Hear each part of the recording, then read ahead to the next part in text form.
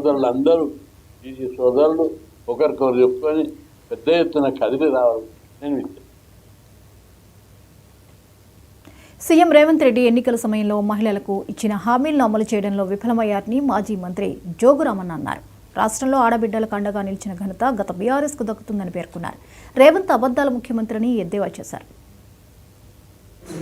ఎంతమంది మహిళల్ని కోటి మంది మహిళల్ని కోటీశ్వరులు చేస్తారని చెప్పి మాట్లాడుతుంది. అంటే ఇలా ప్రజలందరూ కూడా రేవంత్ రెడ్డి గారు అంటేనే బూతుల ముఖ్యమంత్రి, అబద్ధాల ముఖ్యమంత్రి, అబద్ధాలకే చక్రవర్తి అనేటువంటి బిరుదు ఇలా తెలంగాణ రాష్ట్ర ముఖ్యమంత్రి రేవంత్ రెడ్డి గారికి వచ్చింది. మేము ఏమడుగుతున్నామంటే కనీసం నువ్వు మహిళల గురించి మాట్లాడేటప్పుడు గతంలో బీఆర్ఎస్ పార్టీ ప్రభుత్వం ఉన్నప్పుడు తెలంగాణ తొలి ముఖ్యమంత్రి కేసీఆర్ గారు ఎవరు గుర్తించని మహిళల్ని, కానీ మహిళల పేరుతోటి ఇలా తండ్రుల కంటే ఎక్కువ తల్లులు ఇబ్బంది పడతారని చెప్పి, ఒక బిడ్డ పెళ్లిడికి వస్తే తల్లికి ఉన్నంత ఇబ్బంది తండ్రికి ఉండదని చెప్పి అర్థం చేసుకుని ఇలా కళ్యాణ లక్ష్మి పేరుతోటి, షాదీ ముబారక్ పేరుతోటి 50,000 రూపాయల నుంచి మొదలుపెట్టి 1,110,000 రూపాయలు కళ్యాణ లక్ష్మి ఇచ్చినటువంటి ఘనత ముఖ్యమంత్రి కేసీఆర్ గారు కాదని చెప్పాడు.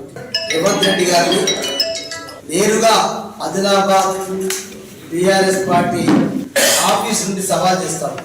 ఇప్పటి వరకు తెలంగాణ ముఖ్యమంత్రి పదవి బాధ్యత చేపట్టిన తర్వాత ఎంతమంది మహిళల్ని కోటి మంది మహిళల్ని కోటీశ్వరులు చేస్తారని చెప్పి మాట్లాడుతుంది. అంటే ఇలా ప్రజలందరూ కూడా రేవంత్ రెడ్డి గారు అంటేనే బూతుల ముఖ్యమంత్రి, అబద్ధాల ముఖ్యమంత్రి, అబద్ధాలకే చక్రవర్తి అనేటువంటి బిరుదు ఇలా తెలంగాణ రాష్ట్ర ముఖ్యమంత్రి రేవంత్ రెడ్డి గారికి వచ్చింది. మేము ఏమడుగుతున్నామంటే కనీసం నువ్వు మహిళల గురించి మాట్లాడేటప్పుడు గతంలో బీఆర్ఎస్ పార్టీ ప్రభుత్వం ఉన్నప్పుడు తెలంగాణ తొలి ముఖ్యమంత్రి కేసీఆర్ గారు ఎవరు గుర్తించని మహిళల్ని, కానీ మహిళల పేరుతోటి ఇలా తండ్రుల కంటే ఎక్కువ తల్లులు ఇబ్బంది పడతారని చెప్పి, ఒక బిడ్డ పెళ్లిడికి వస్తే తల్లికి ఉన్నంత ఇబ్బంది తండ్రికి ఉండదని చెప్పి అర్థం చేసుకుని ఇలా కళ్యాణ లక్ష్మి పేరుతోటి, షాదీ ముబారక్ పేరుతోటి 50,000 రూపాయల నుంచి మొదలుపెట్టి 1,110,000 రూపాయలు కళ్యాణ లక్ష్మి ఇచ్చినటువంటి ఘనత